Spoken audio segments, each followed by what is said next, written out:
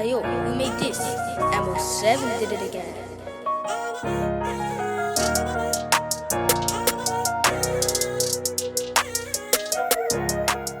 Welcome to another episode of Big Ego Media Podcast. Another special guest. Go by the name of Big Thug. What's going on, man? Day up, Bobby. The cool light face off and that, you know. So yeah, man. So let's talk. People know you. They see you on the podcast. They see you. They see Dons. But who is Big Thug? Let's go back from the very get-go. Where was you born? Where you from? Like, so funny. I'm from Woolwich. Okay. I was born in Greenwich. From Woolwich, my parents are Jamaican. My dad's from Jamaica. Lived in Jamaica. My mum met him. Come here. My mum was born here, so that's kind of my heritage. Grew up around Woolwich, man. Went school, Eaglesfield. Went from there to Tallis, so that kind of took me towards Lewisham and that. Do you know what I mean? Like, just been on the bits for a long time. So how was your kind of upbringing though? Was it a thing that where both parents were in the household at the time? No, so at the beginning, my dad was about. Till I was about 6. Yeah. My mum left my dad went to Jamaica, found out he had another youth in Jamaica, cut out, went Jamaica now. My mum found out why he'd gone Jamaica, left him, cut out, and it was very much with my mum for a long period of time till I was about, for a good 5-6 years till my mum met my stepdad. Yeah. And then, but my stepdad, like, it's mad because my stepdad, he's kind of like he's a brain guy. When I say a brain guy, like, he's like a, them IQ man. Yeah. So when I was growing up, I kind of struggled to kind of relate to him. Because I just I was the polar opposite. Do you get what I'm saying? So, but mum, in the period of when my dad left, when my mum left my dad, and that it was just me and my mum.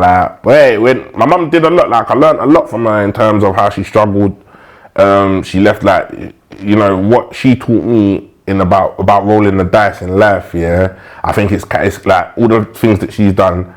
And what she continues to do now, I've inherited that. Yeah. Like she had a sick job at a bank, like Royal Bank of Canada. She was there. She had a wicked position. She left that to kind of pursue her dream of doing a distribution company, which was distributing gospel music. Because my mum's like a churchwoman, so she left all of that, to start this business. And so we were struggling because while she was trying to set herself and establish herself in the gospel industry.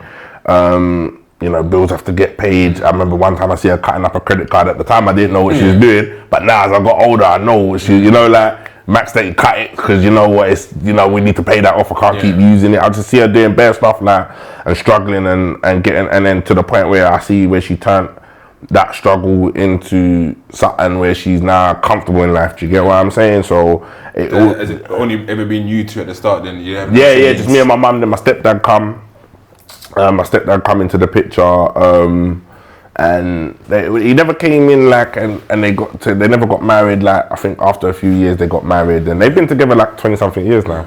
And do you still feel that he's played a part in your life now, kind of thing, or is it? Yeah, it's 50-50. You know what? One thing he's shown me from being with my mum is longevity. Yeah. That I've learned that there are, we live in a society now where everyone just breaks up. They get in a relationship. This ain't working. Recycled relationships. Everyone's just, find something, little red flag, I'm off. One thing I've learned with them is that they've been together 20-something years. Do you get what I'm saying? Been married for gone over 20 years. So it's it shows that real love does last, innit? And it's about compromising, understanding each other. You can't always, my mum always used to say to me that, there's 20-80 rule. There's going to be 80 things of the person that you love and that they do right, and there's 20% that they do wrong. And if you focus on the 20%, do you get what I'm saying? Then you're gonna want to walk away. But if you focus on the 80% of everything that they do that's right and work on that, then the 20% you can compromise on it. Do you get what I'm saying? So those are the kind of things I learned from that. Do you get me? But in terms of relating to man, in a sense that it was hard for me to see him as a father figure because I was so drawn to the streets and for the period of time when my mum was working, doing all of this and trying to provide and going to these gospel events and all of this, I'm out there. You get what I'm saying? I got no one governing me, so I'm out on road running up and down with the man them doing whatever I'm doing. So I started to look for my role models and my influences in the streets and that. Do you get me? And I think that's where I started to then hang around with a certain batch of people, and do you know what I mean? And just what was the ambition, or what did you want to be growing up? Well, I don't know. When I was growing up, I used to play basketball. Okay. So I think my dream up until I was 16 was basketball. I went to the trials for England, everything. And then I think when I didn't make it into the England squad, I think that was the turning point for me where I was like, nah, fuck this, I'm not on it no more. Do you know what I mean? Was it more about basketball than football? Because this is a football I know, country. yeah. So basically it's because my school, like, everyone used to play basketball. That was the thing. Like, so it was mad because, yeah, like, I used to play football. And even when I was at a young age, I was like, everyone would laugh because people mostly think I'm a dead boiler now. But when I was growing up, I was pretty good at football. Like, I played football through my primary school years and all of that. Then I went into secondary school, kickball. But I think because my school that I went to was them old school, all boys school, it was like rugby and basketball and then like tennis. And so football wasn't really the main priority. So I started playing rugby. Okay. Do you know what I mean? And then I went into like started playing basketball, and then that was it. We used to always play basketball at lunchtime. Whereas when I went to my second school and I had to leave that school and go to Talis, like everyone played football at lunchtime. Do you get what I'm saying? But my old school boys school, everyone bouncing off each other, playing basketball, getting into madnesses over the basketball court and doing all of that. So yeah, I think that was what kind of. But I always used to be able to kick ball. You know what I mean? So what was that kind of main transition that got you into the road side of things? I think it was not making it into the England team, and then I think just I started smoking. Okay. Started smoking cigarettes, then smoking weed. Then it's like, nah, I worked out that I had a bunch of people in school that smoked weed, and my boy was a little bit more advanced than me, so he was like, rah, like, we could sell like a little Thai weed to everyone in school and do whatever, and our weed's free, innit? Like our smoke's free. So that's how it kind of started, where I started selling at a young age, was that I could understand that I could get my smoke for free, innit? So that's what kind of influenced me to start selling weed, because that's the thing, up until like 2012, all I knew was my hustle was just like drugs. Like that's all I knew. Like I knew that I could make money from it. I used to work and do little bits and pieces in between, but I just always knew just to grind, innit? Like just always to do my thing. So, and that's all I knew. So that was me. That was maybe my main drive, was that, just doing that, getting money. But I wasn't money driven in a sense. Like I wish I knew what I knew now. Maybe then my mum said, like, had I maybe had the knowledge now, I might have killed myself, got killed, or be in jail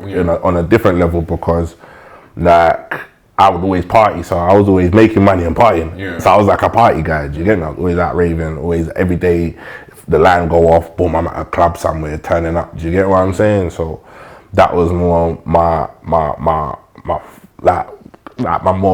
I wouldn't say my main focus was doing that. Do you get what I'm saying? Was there any point where you got in trouble with authorities over that? And How was mum kind of seeing this transition from she's church background and you're doing this? Yeah, I think the first time was when I got caught outside school. So like I got to a point, going to sixth form, had a ringer, had some 3 Series Beamer. Because back then you could just change the plates up and you roll out, innit? So we was buying ringers. I was out there doing my thing. Got caught, got arrested outside my school, had like some weed on me. She had to come and, because I was underage, like she had to come and get me and whatever. And I think that was the first time when she ever knew that, like, right, he's actually, like, what's going on there, like, what's he up to? And I think she was disappointed because she's a church woman, innit? So for our relationship changed a lot because she was disappointed in me. She was just her son, her only son, because I've got brothers and sisters on my dad's side, but for my mum, I'm my only son. So to see her son out there doing all this madness, getting arrested, and certain things going on, I think was upsetting for her, because it got to a point, I think, like when I was about 22, 23. And she had bought a house, so she's doing her thing last, like grandfather, and she went and bought a house and that, and then I remember that I used to have the run of the flat, like my mum would go in her room, lock the door, do her thing with my stepdad, and they would come out maybe to go to the kitchen, bathroom, and go back in, and the rest of the house was mine. You get what I'm saying? And I think there was one time she was just like, look, I'm moving, but you're not coming with me, kind of thing. Yeah, and I was like, what am I doing? I'm vexed now. Like, what do you mean I'm not coming? Like, what do you mean you're buying a house and all of this? Yeah, and she was like, but I didn't see it. If I knew what I knew now, basically she left me a 2-bedroom flat in Greenwich, like, which now I think we checked it, and the flat now is worth like £450,000. So imagine had I that just instead of being so mad about the fact that you're leaving, man, and kind of patterned up and kept the yard, that would have been an investment I have now in it. So it's like it's but you're so angry. I'm high, I'm smoking weed all the time. Do you get me? I just never understood. Like I was so angry at the fact that of the rejection, thinking she was leaving me, and it felt like that at the time, but not understanding in a mad way she was setting me up. Do you get what I'm saying? To kind of stand on my own 2 feet, kind of thing. Did you hold a lot of resentment at the time? Oh, I did, yeah, for time, because I didn't look after it. Like I was doing things. I was like, obviously, it was my yard, but I'm obviously trapping out my yard, didn't it? Do you get what I'm saying? So. Like it then became a paranoid. It didn't feel like home. Like I'm sitting in there, like things are going on, beefs are going on. Like I couldn't sleep, so it's like and especially my girlfriend at the time moved in, so I couldn't sleep knowing that both of us were sleeping. Yeah. So I'd go to bed when she got up and went to work. Okay. Because then I felt comfortable going to sleep. If my door goes off, it's just me. Like if the feds come, it's just me. But I couldn't rest knowing she was in the yard. That if the door did go off, both of us was asleep and anything could happen to her. So I always used to just be in the front room playing FIFA, just by the window, checking any cars come around, because it was like a mad close, like, so I could always check to see what was going on. Yeah. So I'd always just be paranoid, innit? You know what I'm saying? Just mad paranoid. But then things started to get a little bit mad. So I said, like, look, basically I'll just move her back up to her mum's in Edgware, and then that way I could just focus on what I was doing a bit more. But I ended up going jail, getting nicked, going jail, and for what weren't even my own doing. As it goes, sometimes you get nicked for your own stuff, and sometimes you can get nicked for other people's fuckery, and it put you inside. Do you get what I mean? So basically, I was going country with my brethren.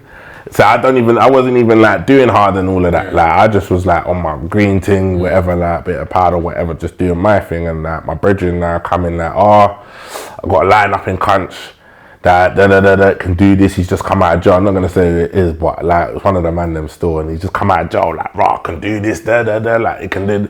So I'm like, alright, cool, I'll test it out. So I went and grabbed off my brethren. My brethren's like, don't go, man, just leave it. You're alright. Why do you need to go country, innit? Like you're doing whatever you're doing here.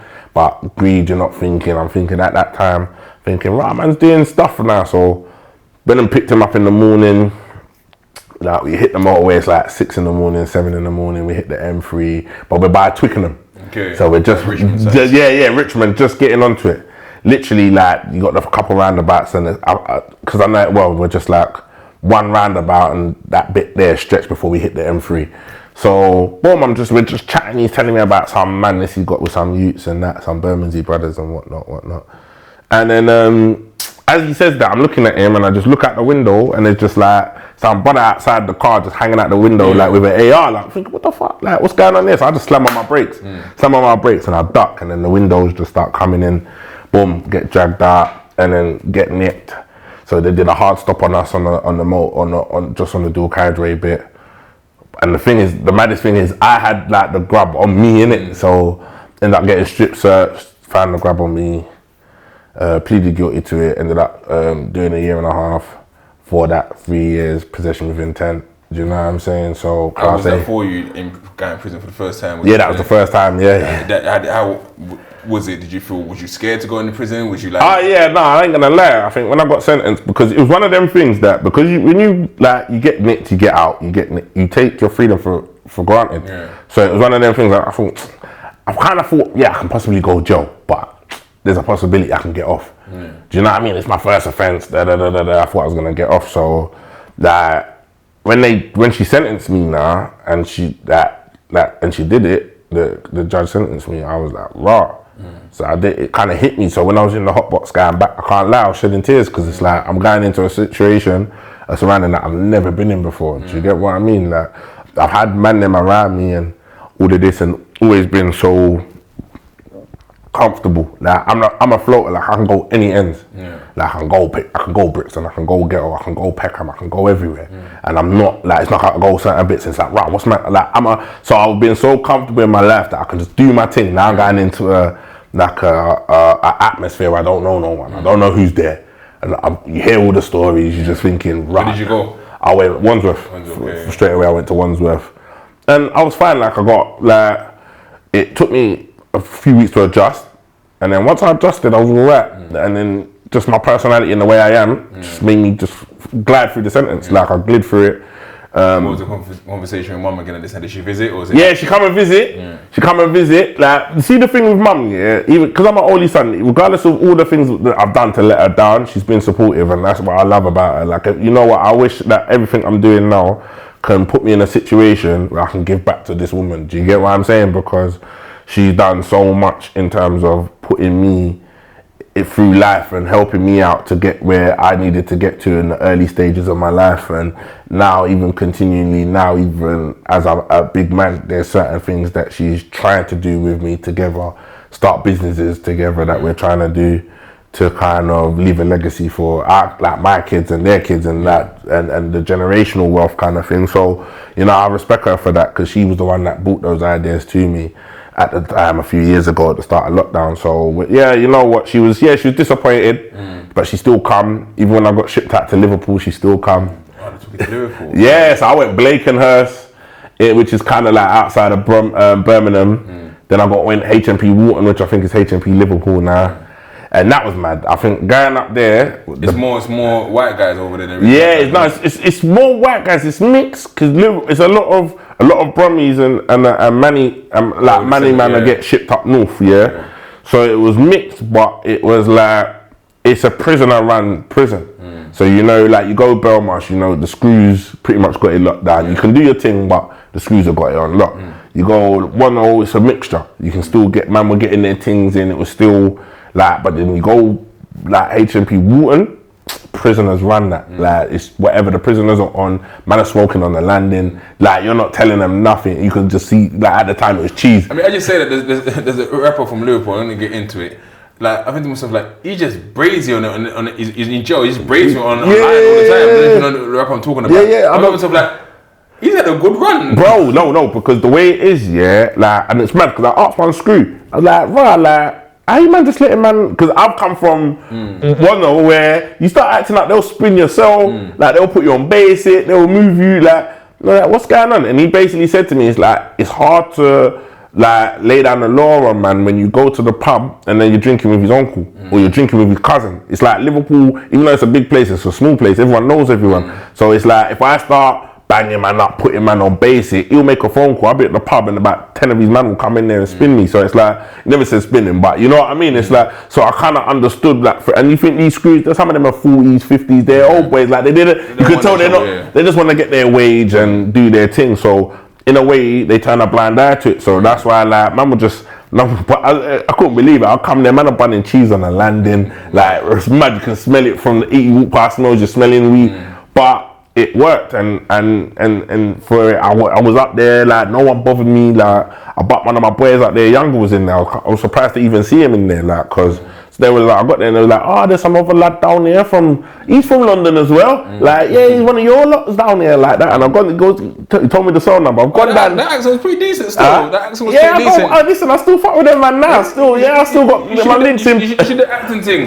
Listen, anyone call me up. Curtis's cousin. This is what I'm saying. This is what I'm saying. Nicky, Slim Ting, you man, shout me back. I'm there. But yeah, fam, he was like, boom. When they open, I've gone to the cell now, knock the door, spin around the shank, I'm like, what the fuck you doing here? You know what I'm saying? So that kind of helped because he was there, linked up with him. And then, yeah, so we was just doing our thing. And then it's funny, my mum come and picked me up from prison. I dropped one of the youths that got released with me. He come out, we dropped him off in Birmingham. And like funny enough, he drew my tattoo that's on my back. Okay. Yeah, so he drew that when we was in. So that's like, and all my cousins have got it all tattooed on their backs as well, so that kind of marked me coming home. So everyone got the tattoo, and yeah, man, come back and then I was straight back to it, Bobs. Yeah. Did you go back in again? Nah, I caught another case though. Yeah. I caught another case because basically I didn't know at the time, but the guy that I was with when I got nicked and went jail, he was being watched for Islamic extremism and terrorism because he'd been Jordan, Lebanon, he'd gone all over the place, yeah. So they were watching him, so it kind of put a marker on me, maybe on me to this day, I don't know. But basically, what it meant was that like as soon as I come out and was on it, they were watching me again. So I was doing my thing, and then I was at my boys like his trap house, if you want to call it, whatever. They licked off the door. But it was mad because we was lucky. That day we was blessed. Like, there were certain things that was in the yard that got dotted before we left. Like, in the morning, we went casino. It was a mad day. That leading up to us getting nicked that day was mad because we was at the casino. So the day's done, we always used to go casino. We lost all our money in the casino, came back on ends, picked up more peas, went back, and then we won it back. It was a weird day. Like, it was one of them ones. So we didn't get back to the ends till like 6 in the morning, and we went calf. Like, man, ain't even slept, gone calf.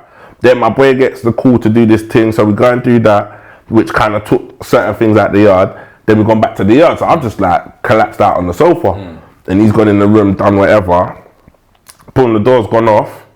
We've all got nicked, and what time was it? It was the time when Mark Duggan got shot. Okay, so they, like, let's say they drummed the yard the Wednesday, Mark Duggan got shot like the Thursday. Yeah. And then, or was it like he got shot the Wednesday because they were rioting? So when we was in the police station, at the time I didn't know what was going on.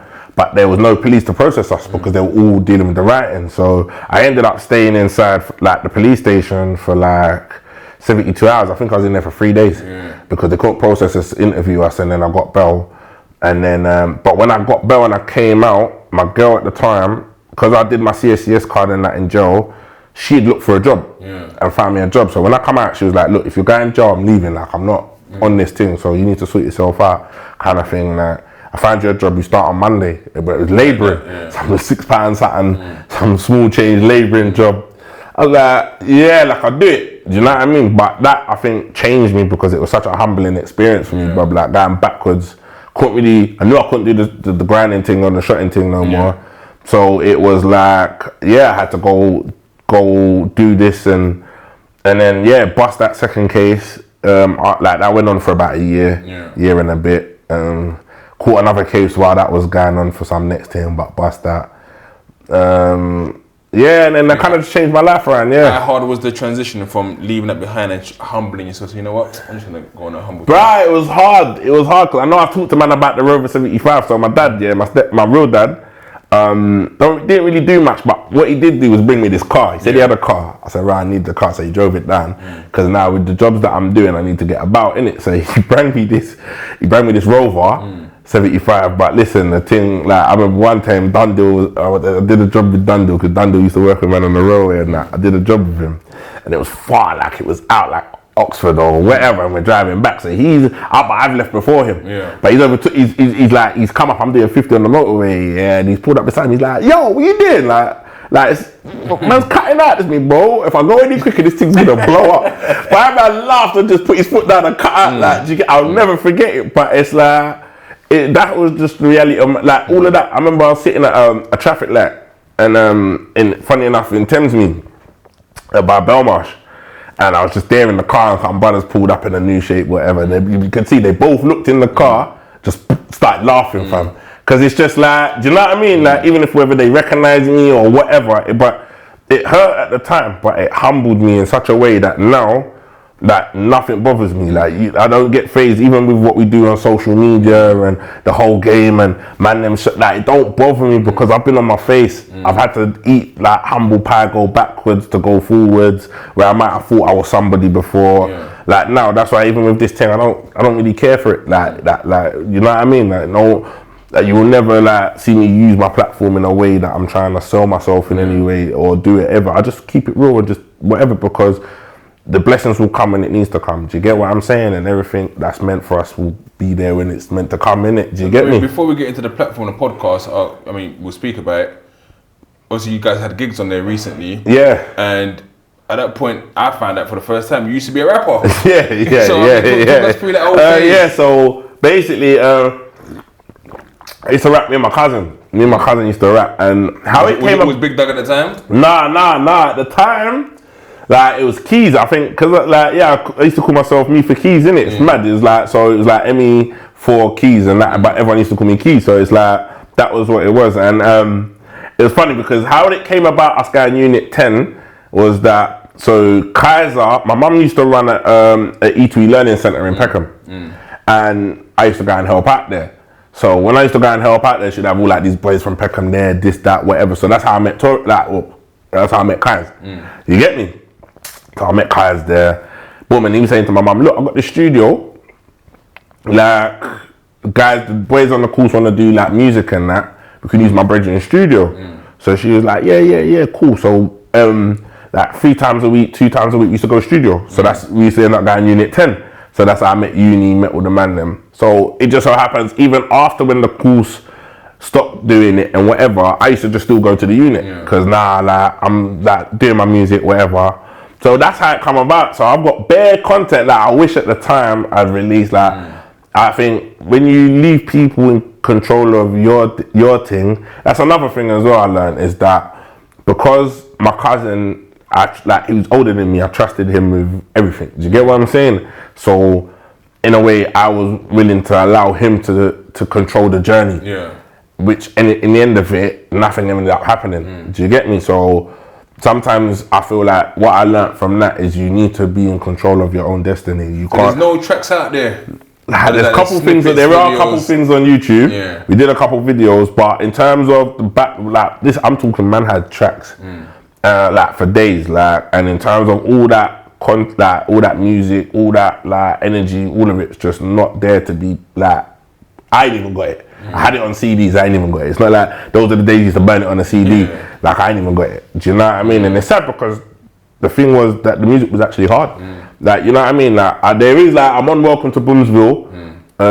Me and my cousin are on Welcome to Boomsville. That Gigs put that out, and that, you know, even when man did that, Gigs come up to me and was like, "Right, your verse is hard." You get what I'm saying? So when you get people like that showing you love, it shows that there is the talent. And I still do music now. I've got a few tunes, but I just ain't putting that out. Like, why is that? Is it you don't feel confident enough to? Or no, I feel like I could, but it's just, I think if I was to do it, if I was to push music out now, I don't feel like I have the passion to push it out like as if I was a serious artist. So it'd be like, let's say with what I'm doing now, man, like man's got a platform that I can let my music be heard, and I could just throw out a few tunes for fun. Like I wouldn't take it as serious as. No, but that's what I do sometimes. I wasn't known as a rapper, but I'll throw a little freestyle. Let the people see. Let the people see. So I might put something out. Like definitely might put something out, Bob's. Like, because it is like, you know, I think we're in a time now where you can just do what you want, and there's no rules to it. Like, so I will eventually do it, but I think if I was to do it, I'd want to put a little package together for the people. Them. Throw it out there. I mean, you guys got Don Strapsy, Young Mad B. That's an SE Don's compilation. Yeah. Adji D as well. Yeah. We got Adji D, Donny, Mad B. Like, bruv, the whole. Why don't you guys make a?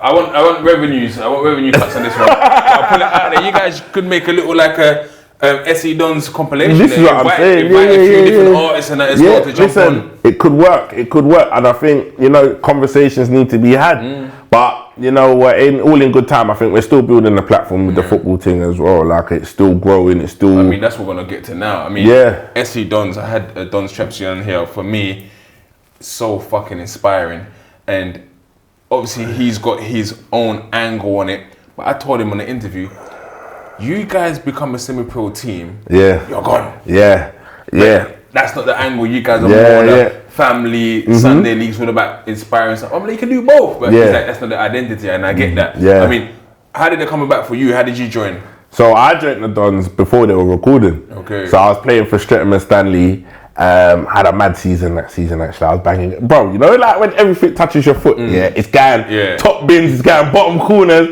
Like, I had an outstanding, I need to buy back them vapors, because I swear them vapors had me doing a madness, But then Mitchell, Crook, hit me up. It was like, because I know, like, I'm always known him for time.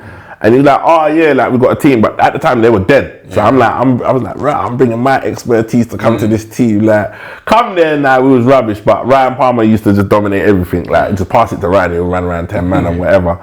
But it was absolutely crap. And then it kind of started to come together. Bring players used to come in. Even, we were so dead, Big G didn't want to play for us. Like, we tried to get Big G to play a game. He was like, you man ain't serious, I ain't playing. That's how mad it was. And then, like, then it started to kind of, players started to come in, and Andrew bought the camera. And then I think that is what set it off. He bought the camera, and like from when you see the early episodes, no one didn't know how to act. The cameras, they were like, yeah, man's kicking ball. He's saying, like, you know, like, because everyone's stiff. But then now, as you see it, the platform is what it is now. And like, I feel I owe a lot to them lot like I said it's funny, I said it to them the other day. I said, had I not come when I come, I wouldn't be in this setup now. Like, because I was laughing about it, because obviously I'm not really a baller like them lot, innit? Yeah. But you got in early. I got in early. Timing's good. It is God's plan, innit? Because that you go through life, and my mum's always said to me as a kid, from when I was born, she always be like, you're destined for certain things, you're destined for certain things. And because I nearly died at birth, so she was like, oh, you're destined. So in through life, you're going through life thinking you got your mum preaching this to you, like all our parents do, and this, that, and you're always struggling to find what your calling is, innit? And then what I noticed when I turned my life around with everything that happened, like with my jobs, the work, everything, my life has just started to flow in this direction where, like, even just me being in the Dons and it doing whatever it's doing, and that leading on to going into the podcast and like all these other things and other doors that are opening at the moment and things that are happening, it's like, okay, now I'm starting to see it. And it just also lets you know that it can happen at any point in your life. Do you get what I'm saying? There's no time frame on it, like where some people most really think, oh, I'm in my 20s and things ain't dropping off, I'm nearly 30, or what's going on? It's like, nah, you got up until you die to kind of make something pop off for yourself. So yeah, like got in with the Dons, like started doing my thing, it's grown. We've got GDK, Eddie supports, backs us fully, like so much stuff going on, innit? I mean, how does it work for you then on a mental basis? Because I know how I am as a footballer. I still think I got it. I'm playing you. And I'm playing every single game. Let everyone know now. Yeah, I'm play every game. How for you? Because obviously you went at the beginning, and as I guess they professionalize it a bit more, they're bringing in the better players, and you guys are not sidelines, but a bit more marginalized to the Dons 11 kind of thing. Is there like I want to be in the main team, or you know what, you get it? Like, no, at first I didn't get it, but I saved myself because I always laugh and joke because I'm real with them, like, so I always banter them. But I felt like at the time when it was just about to take a turn, I feel like they were kind of edging me out because we only had one team at the time. So I felt like I was kind of getting edged out, and I came to one of the games and I started a movement. Like I was like, it's like the clip they always play is like me in the car, and I'm like, hey, these man try to take me off the list, but if you want Doug to play, put your vote for man or something. It was a madness. I was like, vote for Doug, like that, and it kind of caught fire because in the comments everyone was like, vote Doug, vote Doug, vote Doug. And I think what it did show was, I think what it showed to a lot of people is, regardless of man, the value, but also to be a part of this thing, you don't necessarily have to be a footballer. Because I think that's what it showed as well, that man can actually be, the fans and everyone's warming to it, but he's not even playing. So it showed that the characters kind of have a big influence on the thing, and I think that's what kind of, where now I'm like, I don't even kickball now, but I'm a major part of the movement of what we do, innit? That's similar to what I said to Young Madby at the time as well, because I remember he felt like, he wasn't getting much time. And I said, what they've managed to do for all you guys is put you on a platform so you guys can actually go and do your own thing. So I'll be part of the Don still. And you managed to do that by doing the podcast. I mean, obviously I had Pounds on here. How did it come about for you when you got the call to do it? And do that, what were your thoughts originally? Yeah, so basically with the podcast, how that come about was that Daps, Pounds' cousin, I went to school with Daps. So when they were looking for a co-host, this is an idea that Pounds had for time to do. It'd been in his heart to do it, and so he was always looking for and I know because I know Pounds now. It's also honor that he wanted me to do it, and that because I know him well now, so it's like I know he would have been looking for the ideal co-host. So the fact that I fitted in for what he was looking for shows like is a very big compliment to me. And it was like, Dap said to him, what about Big Doug? Like they'd gone through a few names and whatever, and we're looking at it, and he was like, nah. But then when Dap said, like, he said to him, what about Big Doug? And he's like, yeah, get Doug. Got the call. I went and we met up in Blackheath for a drink, sat down with P. That was the first time we meeting Pounds, because leading up to that, I'd only seen Pounds on like Channel U, and them times they're like, right, these man, they're popping bottles, chains, hench youths, you know what I mean? Like, but I'd heard about him from the ends, but I had never met him, so meeting him went well. Then kind of lockdown happened, so we couldn't do it straight away.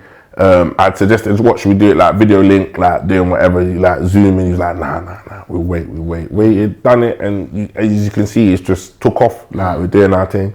And it's a blessing, because it's like, the one thing I love about it for me, it's like a release, it's therapeutic, like it's not like I'm like, rah, this needs to do this and it needs to do numbers. I'm just blessed that I can go on the platform, sit there and voice my opinion, innit? Do you get what I'm saying? And in some way, shape or form, give the youths them some form of direction about life, because we've lived it in all, we did the road thing. Like yourself, Bob, you're there doing your thing with Hackney Wick, your prime example and a role model to the kids. Like we can say, boom, we did this. We know what that leads to. Yeah. You get what I'm saying? But on top of it, we've done the hard graft, we've done the 9 to 5s. We know where work gets you and ambition gets you and where it don't get you, and what we know. And then now we're on this next vibe where we're doing all of this, creating content and putting the message out there. And it's just like, when to the youths, them, we don't know how powerful. Well, we maybe we do, but it is so powerful what we're doing right now. All of us. You get what I'm saying? Because I keep telling people, content is key. Right now, we live in a day and age. If you look at during lockdown, everyone lost their job. No one was working. The people that are still in business was the content creators. That's how big ego grew. Because everyone's at home, chatting shit. Oh, God, let me tell you about the time when we went to ghetto and So basically, that's what lockdown to the success of big ego. But again, content is the way forward, and people put it in their hands. You make content for your phone. Bruv, we never had this. Mad, they don't understand it, and we never had it. And I think that's the madness, that these kids have got it. Plus, also another big thing, like even what you're saying, made me think is that another thing is that this will be a timestamp in life. Anyone, our generation, our kids, their kids will go back and look on YouTube and be like, "Wow, that was my great granddad," and like, do you know what I mean? And hopefully that will motivate them. So what we're doing is not only just for our current family; it's working down the whole timeline. Do you know what I mean? That they will look back and say, "Wow, my great granddad was doing this. He was out here like yourself. Wow, my man was running a football club. The football club's still running now. Maybe they're all a part of it. Do you get what I'm saying? Maybe it's going to a next level. Got stadium, this, that, everything like." Who knows? But it is just that these, like what we're doing is, we may not see it now, but later down the line, maybe we'll understand the effect it's had on everyone. Do you get what I'm saying? I mean, with the podcast, like, do you?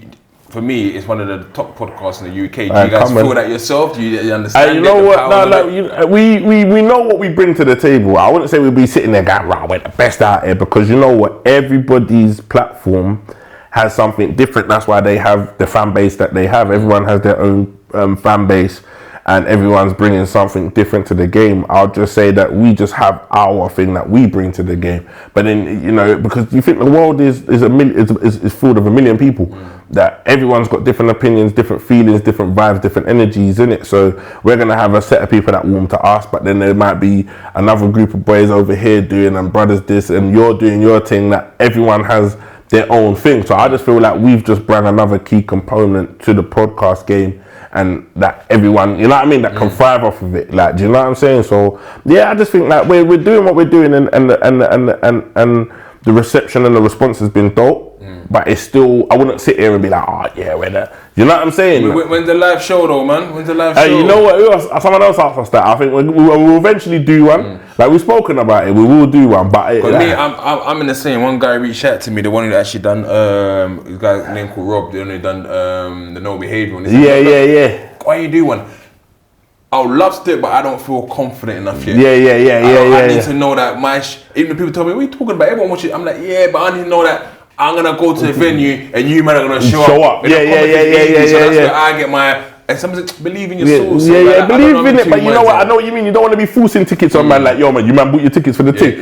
You want to do it when you drop it. Everyone's like, "Wow, where's my ticket? I need to buy." You know what I'm saying? I get it, because I think with us, and you'll be like, "You man, you take free tickets, man. Or 20 for you." Yeah. Like, I feel like we're still. For us as well, it's like we're into the second year. We've done 100 episodes now, so it's like we're into the second year of what we're doing, and it's still early days. Like, it's still a growing platform, and I think that eventually we'll get to it. But I know that I even chatted to Pans. I know what P's like. He'll want to do it when on the way that we want to do it. We want to just put on a show and this maybe like that 400 room thing, and it's like, nah, we're doing a live show. Best believe it's going to be a live show. Do you get what I'm saying? And I think that's how we'd want to run it. But like everything's a work in progress, and that's one thing I see in the game as well. You can't look at where a next man is or a next person is and think, "Rah, like it is."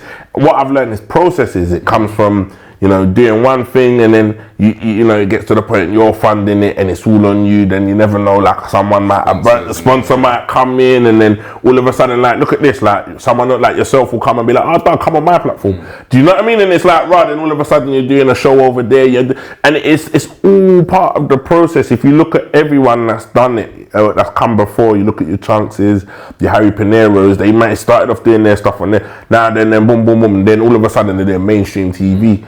It's just all part of the process, and then they will go off to do that, and then boom, as it moves, then you move up a step. Do you get what I'm saying? Like it's like a conveyor belt. You then you go up a step, then everyone moves up a step. So you just have to be patient, sit it out, and just do your thing. And any more ideas for any other content for apart from that? Yeah, so like man's got a few ideas. Like I've got like because obviously I've got my clothing brand, so I've got the Lean Gang. Lean Gang. That one of the tops. Yeah, this is one of the tops. Like this is like one of the summer sets, like shorts and t-shirt.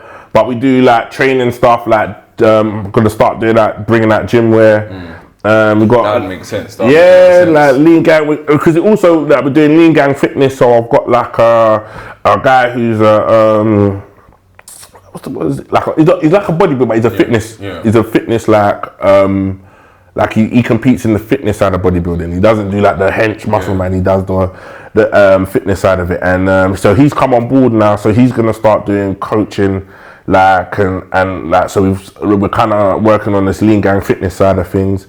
So people can come and get online courses and money in that as well. Yeah, this is it. But it gives the brand identity, because I think Made You Think posted it and was like, oh, he posted the Lean Gang, showed support, and people were like getting onto Made You Think like, rah, didn't think you was into all of this, like, because they're thinking lean as in drink lean, smoke lean. So it made me realize that I need to give the brand an identity and make people understand from just clicking on the website, clicking on the page, what it stands for. And I think because we're all striving for fitness, we're all striving for like doing better in ourselves and leveling up, I felt like connecting it to the fitness side of things gives it, I can still bring out some wavy drippy bits and doing all my thing on, and like being it like very experimental with the stuff that I bring out, but it also gives it a hub and an identity. Because I've always wanted to do clothing from God knows, like when I was like, even when I was back on the road, I used to have a sketchbook and I used to draw stuff. So used to always draw like different designs, t-shirts, jumpers, hoodies, this, that, got mad drawings. So it's not something I'm just jumped on because it's like, but I was always scared to do it. You know what I mean? Because you're putting yourself out there and in a way that it can be criticised. And you're very vulnerable as well. Very vulnerable. But I didn't have the platform. Like now I've realised, because I've got the platform, I've got a way of pushing it. I see people, I can give them, boom, boom, boom, and push it out like that. Do you get what I'm saying? So yeah. You mentioned Done Deal earlier on as well. So he's doing the whole bodyguarding thing. I see you doing that as well. I mean, how did you get into it? Just because of your size? So Dunners got me in, like, so basically I would Dunners and that hit me up like to come do some jobs with them. So I go and do like work. I remember because also it was at a point I was working on the railway. I was doing my other job and then I was doing security. So I was just trying to just bring bare revenue in. So then I'll do like a couple nights at a club with them on the weekend, and I'll go and do my railway job. Then I'll have my Monday to Friday job. So I was just hustling, and then that's how it come about. And then like with D Block and that, they're my boys anyway. So it's like I would just go and roll out with them anyway. If they want me to be there, I'm dead. Like, do you get what I'm saying? So that's how that come about. But if Dunners needs me, I'll go and work there as well. Like, you know what I mean? He's doing big things. He's looking after Saka. He's looking after quite a few people. Big up Elite as well. That's my guy. Smasher. Yeah. Say that, but that's my guy over there who runs Elite, and big up all the players that they got. And big up Done Deal, man. Yeah. So is it something that you were like taking a permanent role? It's like, you know, what's that? The bodyguarding things. That's something that because you're putting yourself slightly at risk as well. But you know what? It's like when you're putting yourself at risk, but when it's for the ones that you love, it's different. Like, see with them, man. Like I've known LB from when he was little, innit? Like me and his brother are good friends, innit? Like that's my boy, innit? Like we're best of friends. So our relationship's just like, I'll ring him up if I'm going through shit, like, and I'll tell him, and vice versa. Like we'll like do whatever. He knows any little thing, I've got his back. So it's the same way I got his family's back, I got his brothers back. You get what I'm saying? So with LB, and it just comes from a place of love. So when I'm around them, I'm not thinking, it's like you, if you're with your boys, I'm not thinking, wow, this is risky and this, that. I'm defending it like it's my, like, so you go even harder in that sense, because it means that it's not because I'm doing it for a check. I'm not doing it for no money, innit? Like, I've never done anything for money for them. Like, do you get what I'm saying? If they want to pay me, they can. I don't sit there and be like, I'm only coming out of them, man. Do you know what I mean? I'll come out, like, they paid me to do the tour, but I would have done it. I was going it regardless anyway. So when they were like, right, like, come and do and we'll pay, I was like, right, that's an added blessing. But I was going regardless. Like, I said, I spoke to Wes at Wireless, Dubs, and I said to him, boom, yeah, what's going on for the tour? Like, do I need to book hotels? Where do I need to be? Because I was going, so I was willing to drive and pay for my hotels. You get me? Because that's what I do for my boys, innit? It's nothing. Like, and they were like, nah, don't. Like, he was like, oh, I'll let you know. Then it was like, boom, like, you might as well just come on the tour, boom, boom, boom, and just this, that, and patting you up. I was like, yeah, cool. Like, you know what I mean? So it then takes me over to the next bit and the final bit. Boxing. I see you guys were over Wicked and Bad.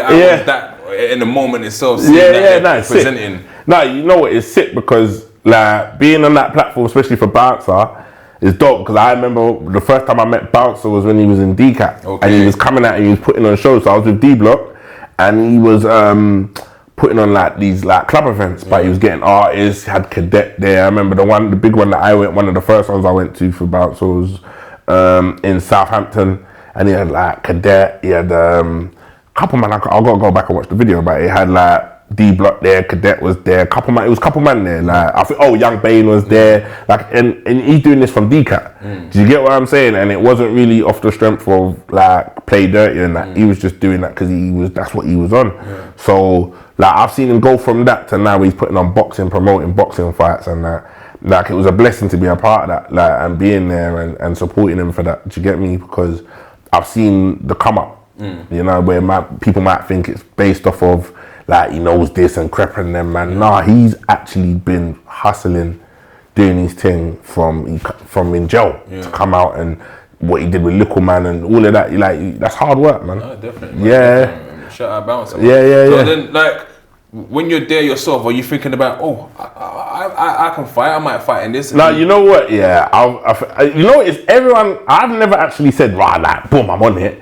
It's everyone else like, Doug, you should do that, or Doug, you da. So it's people are more like putting me in the frame for it. Like, do you get me? Like yourself, you hit that up, like, boom, like, you know what I mean? Like, I would do it. I'm happy to do it because it's all for the culture, innit? But I also know that it takes hard work. Like, you don't just get in there. I'm not just going to be able to get in there. I'll blow out after the first minute. That's what I'm starting to find. Yeah, it's hard. Like, it's not a joke. Like, it's going to take dedication. If that comes up and the situation happens to be that's what man does, it's going to take hard work and dedication to even, because you can see, like, we've been watching it and you see like the Lippy, Taze, you got to respect it, because them man went into camp, sparring sessions, got themselves back up, did whatever, got back up, and then they go out there and they try to do the best they can, innit? And you have to respect it because it's not easy, you know what I mean? Definitely. Yeah, like... because Bouncer hit me up and said, yo, I want you to be on Wicked and Bad 4. He had an opponent for me. I'm not going to mention the opponent. The opponent said he couldn't do it no more. Why though?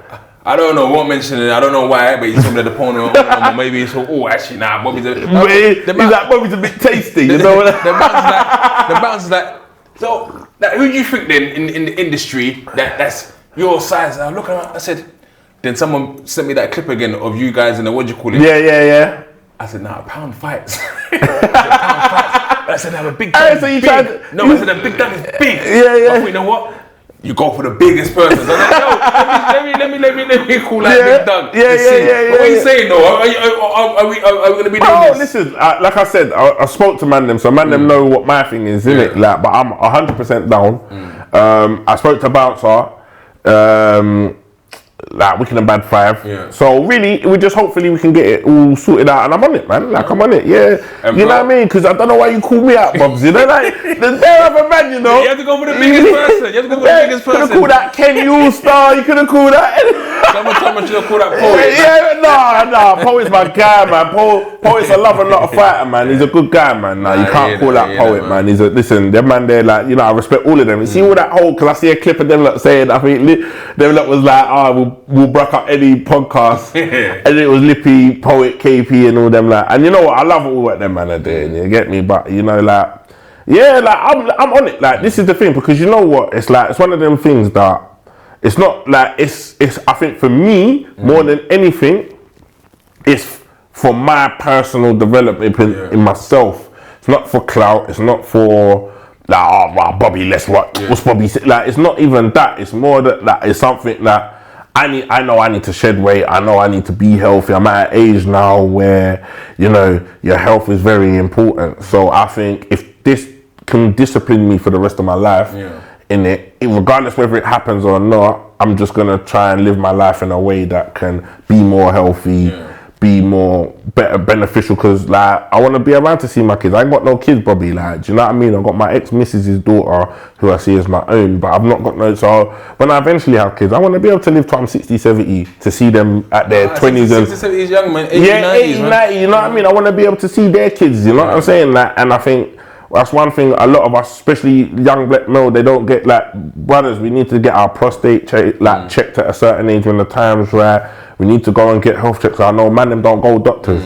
So like all these things, like just to give us a little bit longevity in life, do you know what I mean? So that's my thing. Like if I can use it to kind of push myself to get fit and do that, I'll do it. You know what I'm saying? Yeah, man. We're there, man. Guys, that there was Big Doug, man. Come on, thank you for having me, bro. It's a pleasure, man. Next time I see you in the ring, bro. Listen, it's a pleasure to be here. Big up yourself, everything you're doing with what you do, your platform, the football, the message that you boost out and put out there to the youths them and to the people them. Respect to you, man. Keep doing what you're doing. God's gonna bless you. You know what I'm saying? There's blessings for you, all of us around the corner. So let's just keep pushing. And all to the people them, listen, look after yourselves, love one another. You know what I'm saying? Big Dog, winners talking, let's see done.